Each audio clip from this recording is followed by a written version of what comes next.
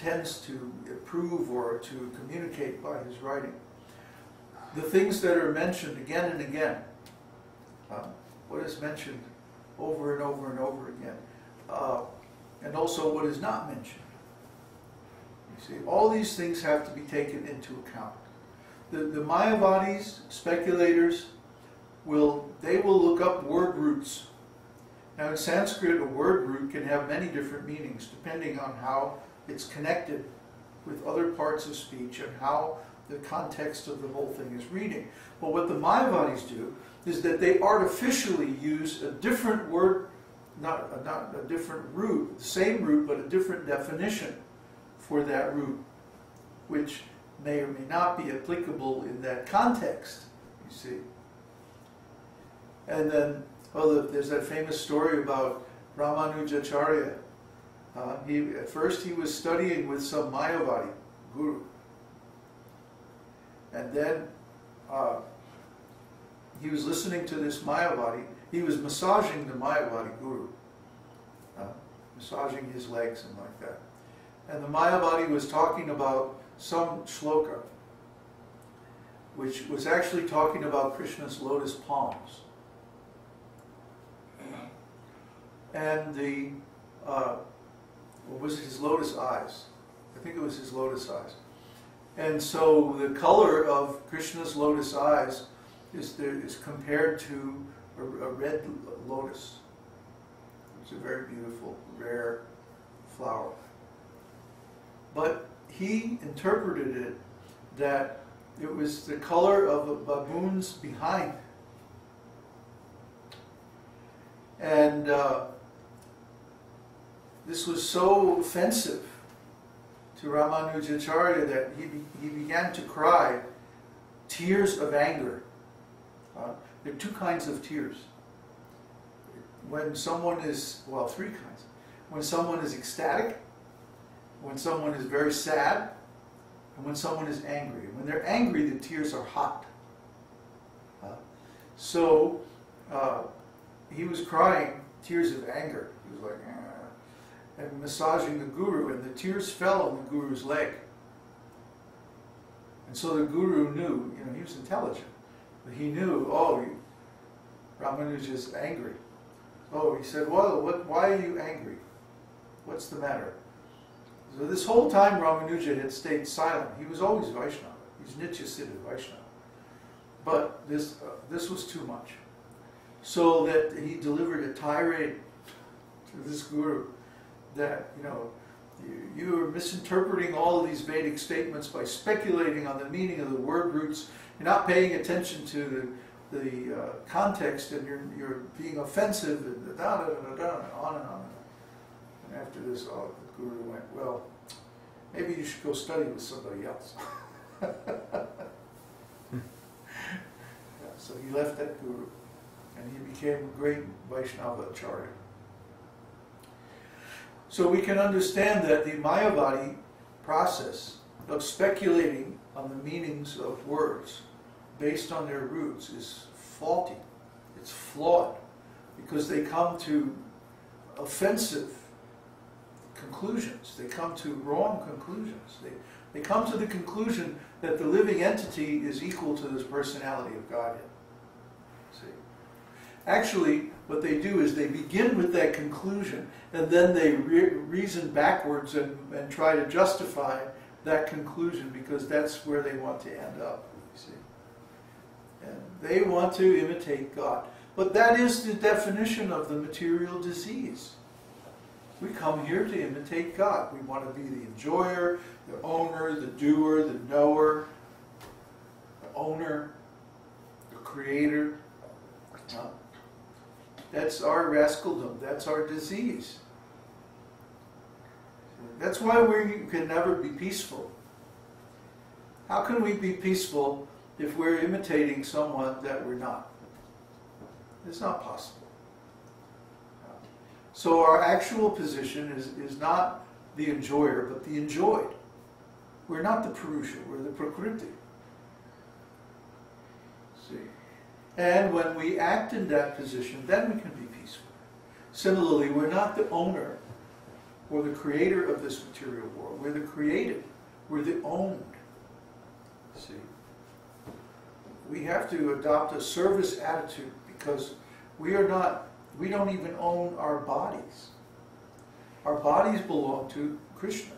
Krishna created them, and they're to be used in His service, for His purposes, not for our purposes, not for some speculative purpose that we make up.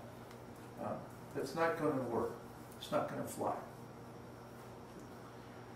So when we assume the proper role and relationship to Krishna, then we can be happy. Then we can be peaceful. See, otherwise we're always going to be somewhat uncomfortable. We're going to feel that something bad is coming. Something's going to happen to us. Well, yeah, because that means every moment we're doing something nonsense. If you're doing something nonsense, that means something that is not part of Krishna's program. Something that does not make Krishna pleased. Something that does not make Krishna happy. Whenever you do something like that, there's going to be some consequences. Usually what we're doing is something to make ourselves happy. But this material work does not make us happy. It just makes us more and more disturbed. More and more stupid. More and more nonsense. Because what is the meaning of it? What is the value?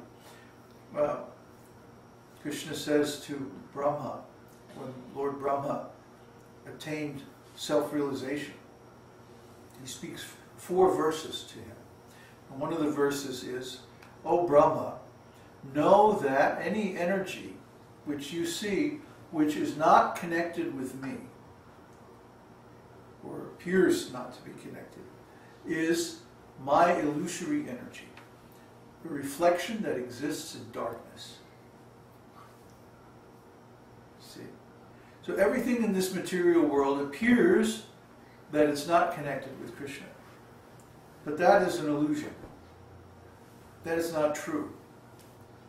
Because actually, everything that exists here is the effect of a long series of causes going back, all the way to Krishna. But because we are separated in time from those causes, it's hard for our tiny brains to see them. See? We can't see through time. Time is opaque to us. It might as well be granite. We can't see the future or the past.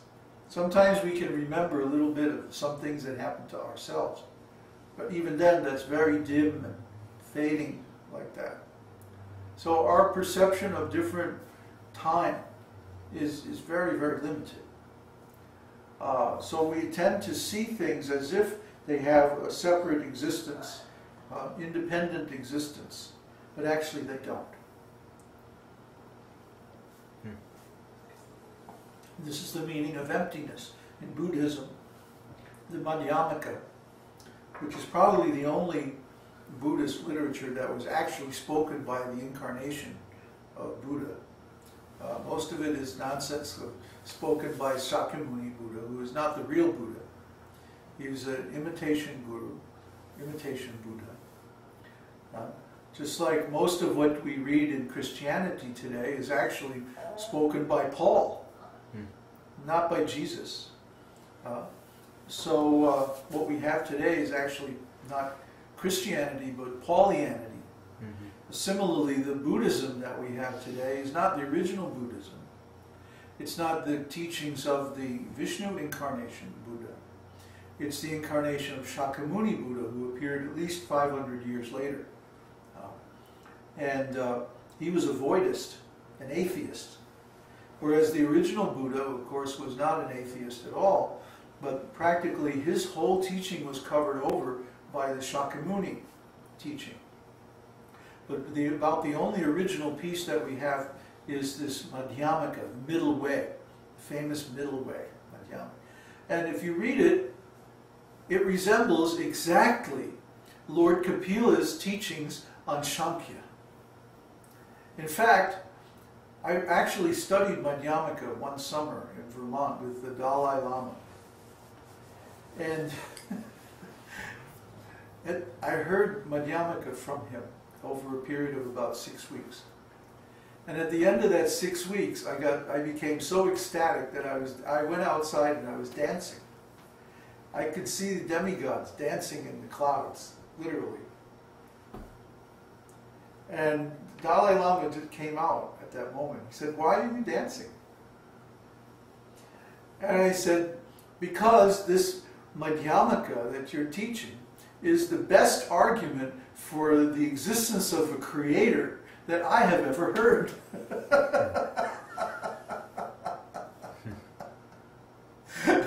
He knew I was a Vaishnava, of course. But he just smiled.